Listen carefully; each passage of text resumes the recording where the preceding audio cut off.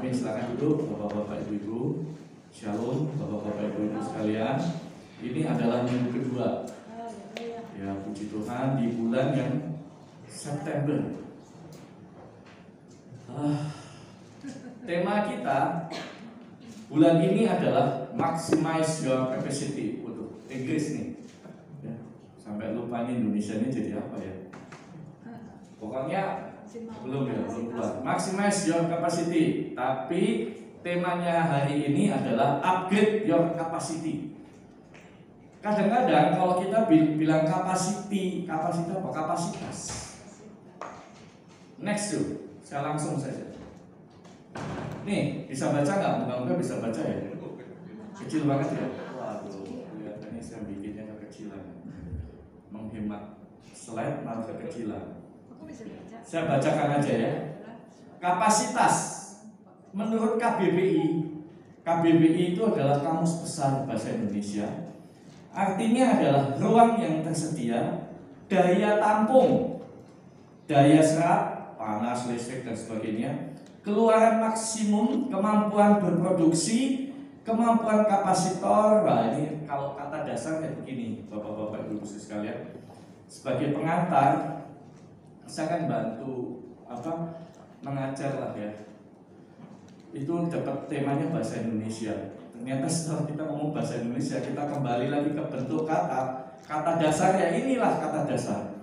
Kemudian di pengertian 1 dan 3, kalau kita mengambil dari segi yang ketiga, artinya adalah kapasitas itu adalah kemampuan memaksimalkan diri.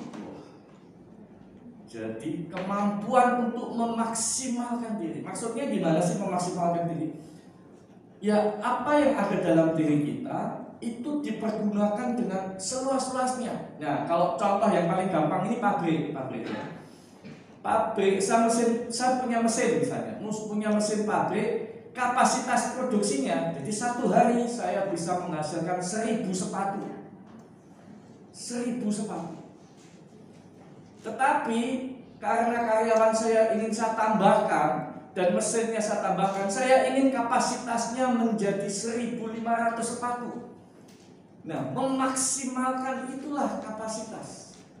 Kapasitas kita ditingkatkan dengan berbagai macam hal. Terus apa hubungannya dengan potensi? Nah, ini supaya ini kalau kita ngomong potensi, kapasitas itu kadang-kadang pikiran kita nggak sama, ya. Saya akan bacakan dulu. Kalau potensi dalam bahasa Indonesia itu artinya menurut KBBI juga kemampuan yang dipunyai atau kemungkinan untuk dikembangkan, kekuatan, kesanggupan, daya. Jadi kemampuan diri adalah usaha untuk mengembangkan potensi diri secara maksimal. Nah, sekarang yang jadi pertanyaan, kan banyak orang yang berpendapat bahwa potensi itu sama dengan bakat kita, sama dengan apa yang ada dalam diri kita. Ya nggak, Bapak Ibu? Nah, terus kalau begini, kemampuan seperti apa yang mesti kita kembangkan? Pertanyaan pertama. Pertanyaan yang kedua, apakah untuk mengembangkan potensi diri ini kita harus jadi orang Kristen? Pertanyaan yang kedua. Orang punya bakat luar biasa, dia bukan Kristen, dia bisa jadi nggak? Jadi, dia bisa jadi orang besar nggak? Bisa. Kita tahu Mahatma Gandhi. Mahatma Gandhi itu bukan Kristen, luar biasa juga. Banyak hal yang di luar Kristen mereka bisa berhasil. Lah, terus ngapain kita jadi Kristen? Terus apa hubungannya dengan kita memaksimalkan kapasitas? Ya nggak? Ada bedanya. Ini salah satu contoh. Next, cuy. Ini saya rasa semua orang tahu. Siapa ini? Kecil ya? Steve Jobs. Tahu nggak Steve Jobs? Siapa yang suka Apple? Apple. Semua barang mereknya Apple. Steve Jobs ini luar biasa. Semua kagum sama dia. Tahu nggak visinya dia apa? Dia mau setiap meja itu ada produknya Apple. Entah itu handphone, entah itu laptop, entah itu tab, apapun. Visi dia itu setiap meja di depan orang duduk maunya ada produk Apple. Dan itu kejadian sampai saat ini. Apple mungkin tidak sebanyak Samsung pemakainya, tetapi ada pecinta khusus, dan itu Steve Jobs. Tahu nggak kekayaannya? 8,3 miliar US dollar. 1 miliar US dollar aja itu setara dengan 1,5 triliun rupiah. Kekayaan dia 8,3. Menurut bapak-bapak, ibu-ibu, dia sudah mengembangkan kapasitasnya belum? Sudah. Dari mana kita tahu dia sudah mengembangkan kapasitasnya? Kita kalau orang biasa yang hitungnya dari kekayaannya. 8,3 miliar. Bayangin, itu saya rasa dia pusing itu bukan pusing dapat duit, pusing bagaimana buang duit. Saking banyaknya, itu Steve Jobs. Tapi apa yang terjadi pada waktu dia mati? Apa yang dia katakan? Banyak, saya hanya mengutip beberapa aja, saya kutip ya. Ini yang sangat menyedihkan sekali. Ini kata dia. Malam yang hening, cahaya dan suara mesin di sekitar ranjangku bagikan nafas maut kematian yang mendekat pada diriku. Bayangin, dia memang kena kanker dan dia itu hanya dibantu alat saja. Itu perenungan dia terakhir. Dan ini dikatakan lagi, sekarang aku mengerti, seseorang asal memiliki harta secukupnya buat dirinya, gunakan itu sudah cukup. Jadi maksudnya harta itu secukupnya saja. Mengejar kekayaan tanpa batas bagaikan monster yang mengerikan.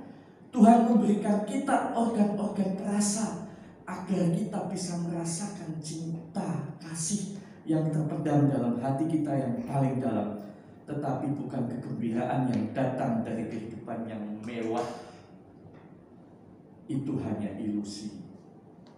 Steve Jobs, orang yang kaya, yang ngomongin begitu. Kita yang belum kaya, pengennya kaya, ya kan?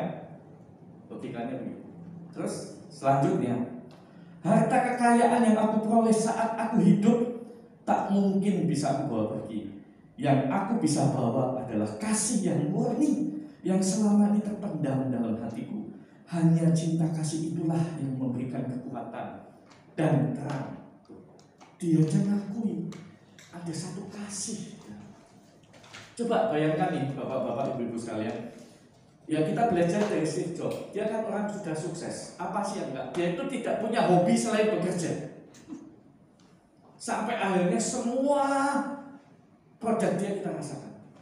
Teknologi Samsung itu masih 5 tahun di bawah Apple.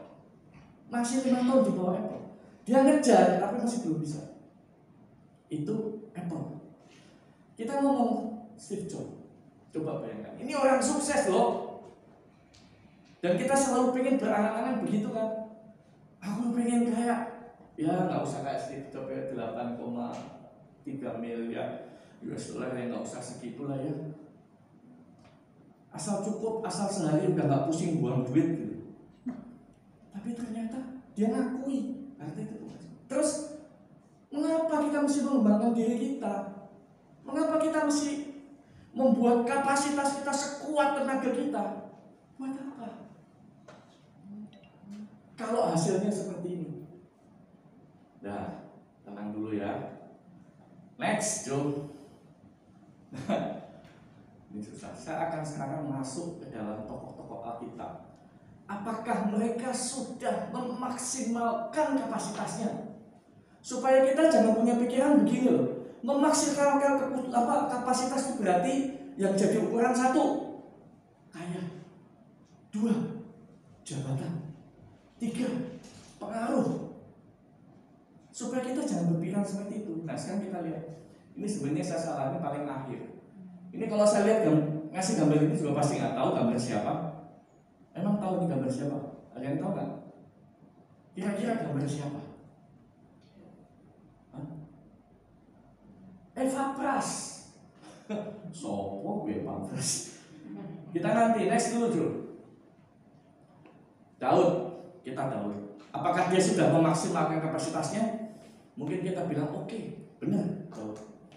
Dia raja yang hebat. Tapi apakah dalam kita nganggap kesuksesan dia sebagai raja, dia nggak pernah jatuh. Jatuh juga dia. Jatuhnya bukan saat dia menderita loh. Saat dia sudah menang. Dan pagi-pagi dia coba jalan-jalan di balkon rumah, lihat Bathsheba. Ya. Masalahnya di situ. Tapi kita tetap merasakan Daud ini oke. Tokoh Alkitab yang oke. Ya. Next. Nah, ini siapa? Ini bahkan orang ini nggak ada namanya loh. Ini budaknya Naaman. Yang memperkenalkan Naaman dengan Nabi Elisa. Itu dia. Tapi dia nggak ada namanya loh.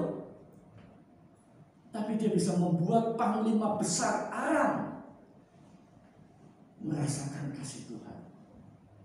Apakah dia sudah memaksimalkan kapasitas dia? Namanya aja nggak ada. Siapa itu nggak ada, cuma budak doang. Dan dia itu orang menderita. Dia kenapa jadi budak?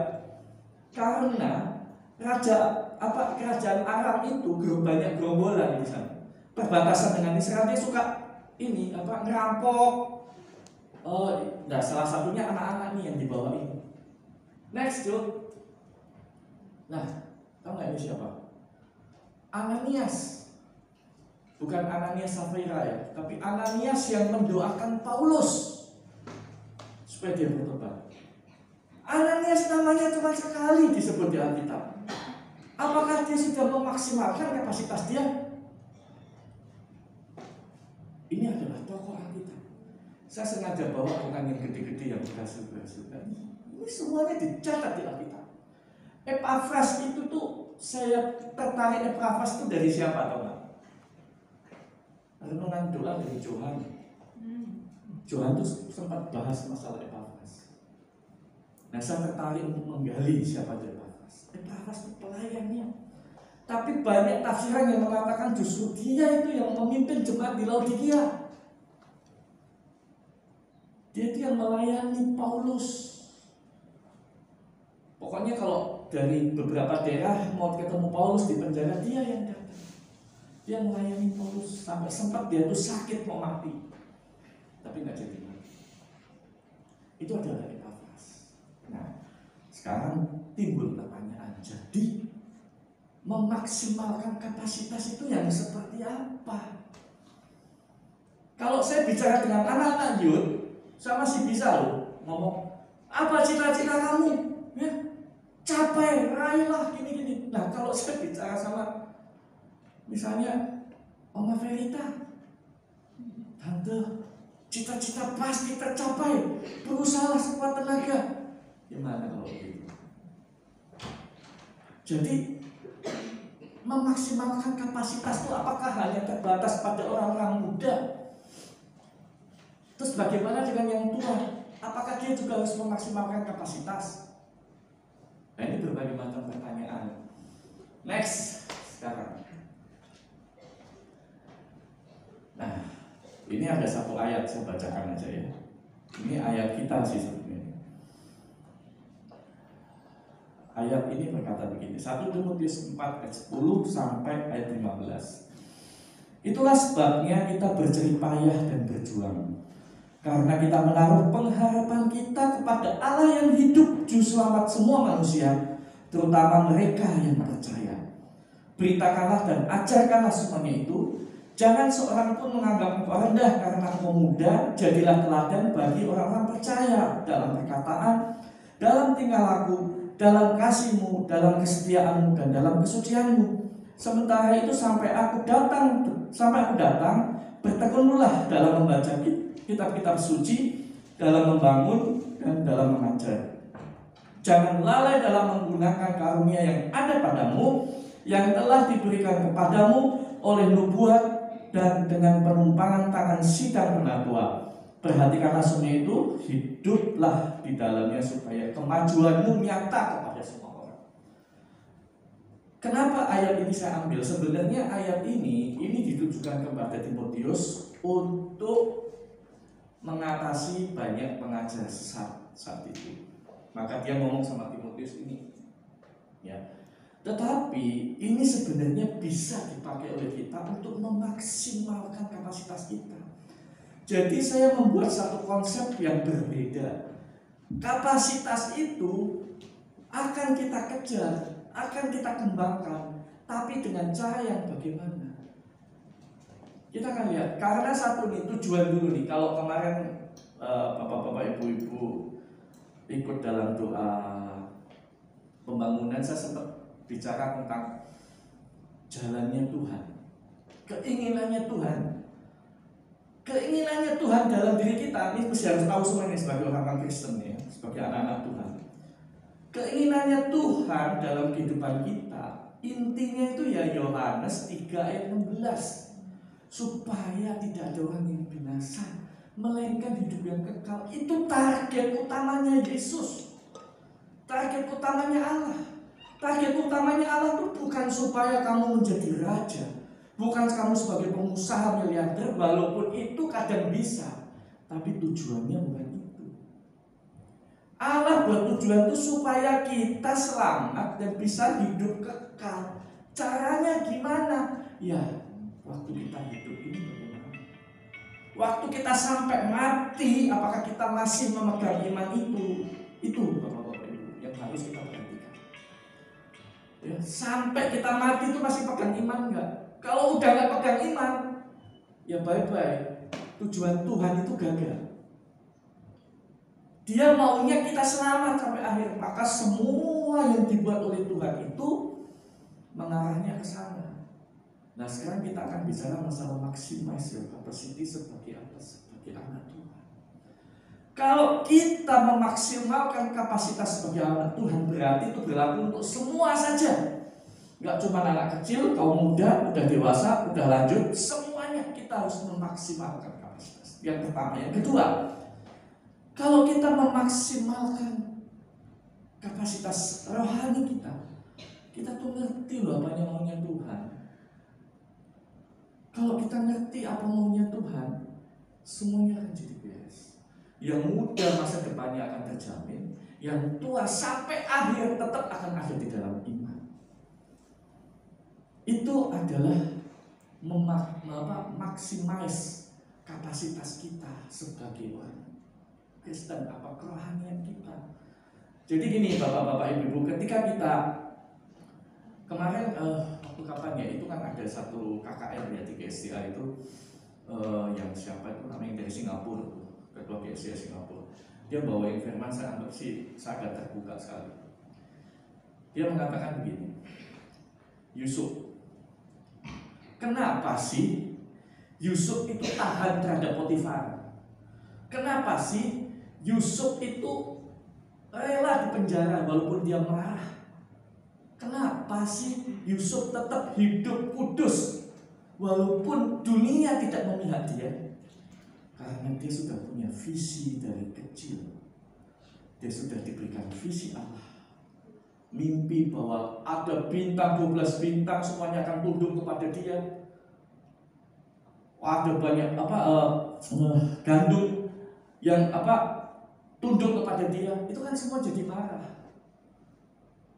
Tapi itu visinya Yusuf dan dia pertahankan visi. Itu karena apa? Yusuf dekat dengan Allah. Makanya itu memaksimalkan tuh itu. Ya. Oke, saya akan bahas satu-satu.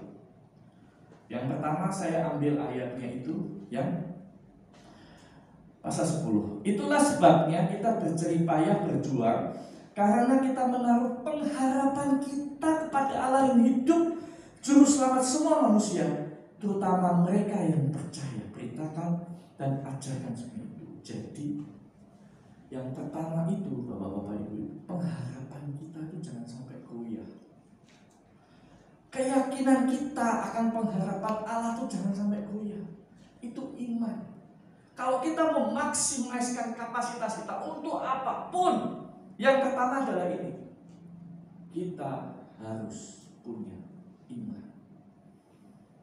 Dan inilah harus kita maksimalkan. Yang pertama tadi apa? Iman itu akan menuntun kita pada visi hidup. Tadi saya kasih contoh si Yusuf. visi hidupnya. Ketika kita mempelajari iman kita berharap pada Tuhan, apa yang kita rindukan ini untuk anak-anak muda kayak nanti kamu besar ini mau jadi apa kayak mau apa kayak mau apa. Berjuanglah ke sana, belajarlah dari sini. Iman dulu, keyakinan Allah akan memimpin kamu. Tapi ini yang pertama harus punya iman kepada Allah. Pengharapan kita itu kepada Allah. Pengharapan kita itu bukan kepada universitas yang top. Pengharapan kita itu bukan dengan sekolah yang top. Pengharapan kita itu bukan kerinduan kita untuk bekerja pada perusahaan yang top. Itu Tuhan akan kasih kalau iman kita kuat. Karena ingat goalnya Tuhan itu apa? Hidup kekal, bukan mimpin perusahaan. Goalnya Tuhan loh nih, ultimate-nya hidup kekal. Tapi kalau misalnya kita ngikutin caranya Tuhan, apakah kita nanti bisa jadi pemimpin perusahaan besar? Ya bisa. Bedanya apa? Dengan tadi Steve Jobs. Ketika Tuhan percayakan kita punya dasar iman yang kuat, kita tidak pernah kecewa lagi, menyesal lagi waktu mati. Karena kita udah siap, kita punya iman, pengharapan kita nyata di dalam Tuhan. Itu yang pertama, Bapak-bapak Ibu, ya. Iman yang menuntun kepada visi itu. Efesus 1 ayat 18. Dan supaya ia menjadikan mata hatimu terang, agar kamu mengerti pengharapan apakah yang terkandung dalam panggilannya, betapa kayanya kemuliaan bagian yang ditentukannya bagi orang-orang kudus, dan betapa hebat kuasanya bagi kita yang percaya sesuai dengan kekuatan kuasanya. Bapak-bapak, ibu-ibu, kalau kita baca ini, itu kalau kita asal baca ya apa saja. Tapi kalau kita mau pakai ayat ini, udah jelas ketika kita punya iman, kuasa yang dari maha tinggi itu yang akan menyertai kita loh. Kekuatan kuasanya yang akan menyertai kita. Ya kadang-kadang kita belum berani untuk pakai itu. Ya enggak? Belum berani untuk pakai itu. Tapi ini Tuhan jelaskan. Kita mesti punya iman, keyakinan dan percaya kepada Tuhan. Itu adalah dasar utama kita untuk maksimais kapasitas kita. Dasarnya iman. Iman visi kamu akan terbuka. Karena apa? Ketika kita beriman kepada Tuhan, kita bisa menarik kuasa Tuhan itu loh. Dinyatakan. Pertama adalah iman. Yang kedua, next, ya. Yang kedua, 1 Timotius 4 ayat 12. Jangan seorang pun menganggap engkau rendah karena engkau muda. Jadilah teladan bagi orang-orang percaya dalam perkataan, dalam tingkah laku, dalam kasih, dalam kesetiaan, dan dalam kesucian. Yang kedua, kita itu tidak boleh menyerah. Kalah oleh dosa kita, kalah oleh berbagai macam hal yang menekan hidup kita. Tapi dikatakan, saya jelaskan di sini, kuat dan tidak menyerah. Kenapa kuat dan tidak menyerah? Karena jangan seorang pun menganggap engkau rendah. Jadi Timotius ini masalahnya dia masih muda. Misalnya nih kayak di sini gitu ya. Ada yang umurnya masih 20 tahun. Siapa yang 20 tahun ya? Janet 21 ya? 22. Bukan 20. Ya pokoknya 20 tahun lah. 20 tahun dia sudah jadi gembala di sini. Itu hampir-hampir Timotius. Maka dikatakan jangan menyerah.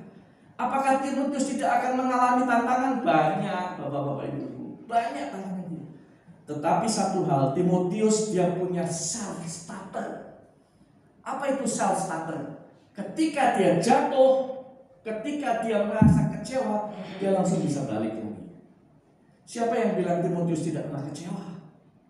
Tekanannya banyak. Tapi ketika dia mengalami itu, dia nggak menyerah. Dia naik lagi, dia naik lagi. Bahkan dikatakan kan sama Paulus gini, jangan seorang pun menganggap engkau rendah. Jadi kita harus kuat.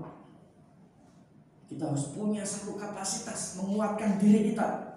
Kita harus punya self starter. Ya. Ayat selanjutnya saya kasih Yosua 1 ayat 9. Bukankah telah kuperintahkan kepadamu, kuatkan dan teguhkanlah hatimu. Janganlah kecut dan taruh hati, sebab Tuhan Allahmu menyertai engkau kemanapun engkau pergi. Ini adalah perkataan Allah kepada Yosua ketika Musa sudah meninggal dan dia harus menjadi pemimpin bangsa Israel. Tantangannya banyak nggak? Banyak. Maximize capacity itu kita harus berani menghadapi tantangan dan kita harus bisa mengalahkan tantangan apapun risikonya. Karena apa? Jelas Tuhan itu dikatakan Allahmu menyertai engkau kemanapun engkau pergi. Itu janji Allah. Tahu gak sih bapak-bapak ibu sekalian, kenapa sih kita jadi orang Kristen? Kenapa sih? Kenapa kita jadi orang Kristen? Apakah karena kita baik? Tuhan itu memberikan keselamatan bukan karena kebaikan kita kan? Karena Tuhan sudah berjanji. Tuhan itu sudah mengatakan dari sejak awal Dia akan membuat Abraham menjadi bapak banyak bangsa. Itu janji. Makanya Ishak itu anak perjanjian. Karena apa? Secara manusia dia sudah tidak mungkin punya anak. Mana ada logikanya sudah lepas haid bisa punya anak. Punya nggak anak? Punya. Itu adalah anak perjanjian. Jadi Ishak ada itu bukan karena Abraham dan Sarah. Ishak ada karena janji Allah. Sama seperti Yesus. Yesus ada karena janji Allah. Kita ada karena janji Allah kepada Abraham. Akhirnya nyampe ke kita adalah Yesus. Ya. Ini yang kedua. Kita harus kuat dan tidak menyerah apapun yang terjadi dalam hidup. Ketika kita memperjuangkan apa? Keteladanan kita. Jadi kita tuh harus hidup tuh sebagai teladan. Penginjilan yang paling efektif di marketplace adalah keteladanan. Bukan pandainya kita menghafal Kejadian sampai Wahyu, tapi keteladanan. Ketika orang melihat sikap kita berbeda dari orang biasa, orang akan lihat. Dari situ firman baru bisa masuk. Tapi kalau pertama kali ketemu aja kita sudah pakai ayat, kamu tahu nggak Yohanes 3:11? Nggak tahu. Waduh, kamu tahu nggak? Wah, banyak ayat malah dia pusing. Tapi yang pertama penginjilan paling efektif adalah keteladanan. Oke, maximize your capacity. Yang kedua adalah jangan mudah menyerah. Jangan takut pantangnya. Yang ketiga, next bro. Nah ini agak panjang, kecil-kecil ya udah lain kali sama ini gedein deh. 1 Timotius 4:13. Sementara itu sampai aku datang bertekunlah dalam membaca kitab-kitab suci, dalam membangun dan dalam mengajar. Jangan lalai dan mempergunakan karunia yang ada padamu, yang telah diberikan kepadamu oleh nubuat dan dengan penumpangan tangan sidang penentuan. Perhatikanlah semuanya itu, hiduplah di dalamnya supaya kemajuanmu nyata kepada semua orang. Yang ketiga, ini kalau diterjemahkan dalam bahasa Inggris kata yang lebih gampang itu self development. Membangun diri kita sendiri.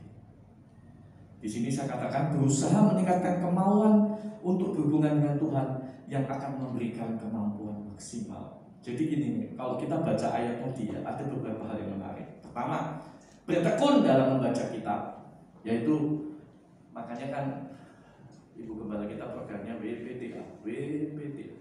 Coba di sini siapa yang rajin WPTA? Wih banyak, 1, 2, 3, 4, 5. Wah hampir semua ya. Mereka menjawab dalam hati, mungkin nanti. Ya, tapi nggak apa-apa. Kita harus punya kerinduan dulu. Berusaha meningkatkan kemampuan, ya. Bertekunlah dalam membaca kitab-kitab suci dan dalam membangun dan dalam mengajar. Jangan lalai mempergunakan karunia yang ada padamu. Tuh, jangan lalai. Kita tuh semuanya akan mendapatkan karunia. Cuman kita tuh ya jadi orang beginilah ya. Kadang-kadang mau minta sama Tuhan, Tuhan daripada saya minta karunia, saya minta uang aja lah Tuhan. Mentahnya deh Tuhan. Kadang-kadang kita suka berpikir begitu. Tapi Tuhan tuh memberikan karunia-karunia luar biasa. Apa karunia itu? Ya kita ngomong karunia roh, oke. Kita bisa minta di depan Tuhan. Kalau kita masih aduh itu jauh. Bapak-bapak, ibu-ibu, ada orang, ibu-ibu itu yang efektif penginjilan ketika dia ke pasar dan dia memberikan kata-kata yang positif dan perhatian sama orang lain. Itu bisa membuat orang itu menjadi Kristen. Itu bisa membuat orang itu mengenal Tuhan. Dan kalau dia mengenal Tuhan, luar biasa. Ribuan malaikat bersuka. Minggu lalu kita bertambah satu anggota ya, Gunawan. Cuman hari ini mungkin nggak sempat hadir. Dia sudah dibaptis dan dia anggota dari jemaah kita. Ya. Dan kita merindukan akan banyak lagi orang yang dibaptis. Mungkin yang bawa Gunawan nggak mikir, biasa aja. Biasalah itu teman dia mau dibaptis ya saya itu. Tapi ingat, suatu ketika Tuhan akan mencatat itu sebagai kelebihan kamu. Ya, ingat itu. Yang ketiga, self development. Mempergunakan semua karunia yang ada di dalam hidup kita. Pergunakan semua. Ini adalah memaksimais kapasitas. Ulangan 8:17. Maka janganlah kau katakan dalam hatimu, kekuasaanku dan kekuatan tanganku lah yang membuat aku memperoleh kekayaan ini. Tetapi haruslah engkau ingat kepada Tuhan Allahmu, sebab Dialah yang memberikan kepadamu kekuatan untuk memperoleh kekayaan, dengan maksud meneguhkan perjanjian yang diikrarkannya dengan sumpah kepada nenek moyangmu seperti sekarang ini. Jadi apa yang dikatakan di ulangan ini? Sebab Dialah yang memberikan kepadamu kekuatan untuk memperoleh kekayaan. Jadi ternyata orang kaya itu harus kuat. Percaya nggak orang kaya harus kuat? Pernah ingat nggak dulu yang namanya Mbah Surip? Yang lagunya jatuh, bangun lagi, tidur lagi, bangun, tidur lagi. Ya tak gendong kemana-mana. Setelah dia sukses, duitnya banyak, umurnya pendek. Didi Kempot. Ya ini kalau Didi Kempot lagu Jawa jadi saya tahu ya. Itu juga iya sama. Dari sekali manggung 30 juta menjadi sekali manggung 500 juta. Kaget nggak? Seminggu 7 kali show. Akhirnya dia nggak kuat, meninggal. Pertama, Dialah yang memberikan kepadamu kekuatan untuk memperoleh kekayaan dengan maksud meneguhkan perjanjian yang diikrarkannya. Jadi berkat itu diberikan Tuhan karena Tuhan sudah terlanjur janji, teman. Dia sudah terlanjur janji. Itu janji Tuhan. Maka kita bisa menarik janji Tuhan, memaksimiskan kapasitas kita menarik janji Tuhan. Tapi untuk kemuliaan nama Tuhan. Bukan untuk supaya aku jadi aku. Enggak. Supaya aku jadi kita. Nah itu kan lagunya Tulus. Supaya aku jadi ya kita semua. Jadi satu. Ya. Saya kasih satu ayat lagi, Efesus 3:20. Bagi Dialah yang dapat melakukan jauh lebih banyak daripada yang kita doakan atau pikirkan, seperti yang ternyata dari kuasa yang bekerja dalam kita tuh. Bagi Dialah kemuliaan di dalam jemaat dan dalam Kristus Yesus turun menurun sampai selama-lamanya. Amin. Jadi bapak-bapak ibu sekalian, Tuhan itu akan memberikan jauh dari apa yang kita doakan, selama goalnya Tuhan hidup kekal itu tidak berubah. Maka kenapa kadang-kadang permintaan kita kok enggak pernah dapat atau lama dapatnya? Karena ada beberapa hal yang Tuhan Tuhan inginkan supaya kekekalan itu tidak hilang. Apapun alasannya. Karena kita hanya melihat apa yang ada di depan mata kita, tetapi Tuhan melihat ada yang di dalam masa depan kita.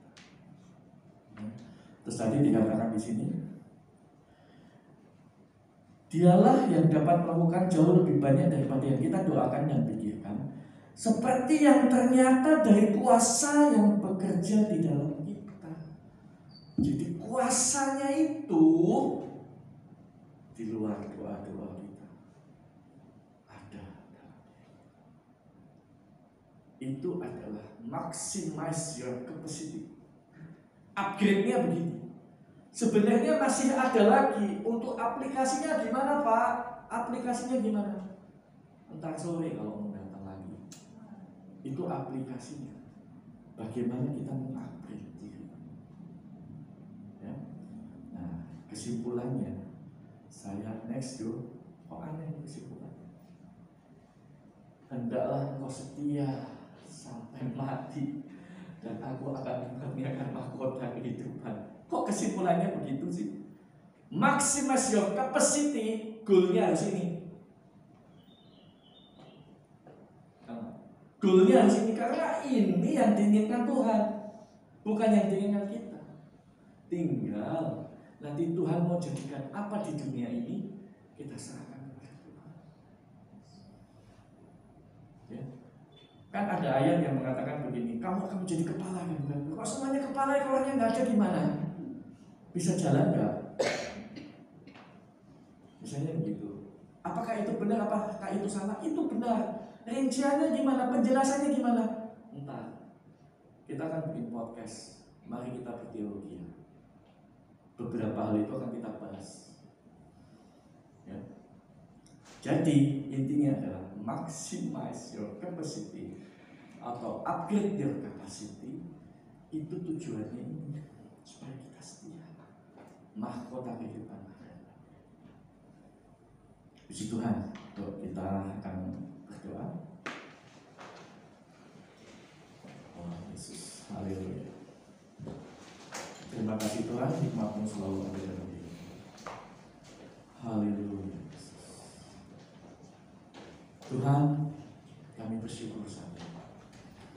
Biarlah kami bisa memaksimalkan kapasitas kami sebagai anak-anak-Mu di dunia ini, dan supaya kami boleh hidup kekal bersama. Kami boleh dikatakan setia dan mendapatkan mahkota kehidupan, karena kami telah memaksimalkan kapasitas kami sebagai anak-anak dengan kuat beriman, dengan tidak mudah menyerah, dan yang ketiga dengan membangun diri. Biarlah kuasa-Mu bekerja. Engkau pimpin kami Yesus. Banyak hal yang masih belum kami mengerti. Hikmat-Mu yang akan menyertai kami. Dan mulai saat ini, biarlah kami boleh bangun menjadi anak-anak-Mu yang penuh dengan kasih karunia-Mu, yang mampu untuk mempergunakan segala karunia-Mu untuk kemuliaan bagi nama. Terima kasih. Di dalam nama Tuhan kami Yesus Kristus kami sembah. Amin.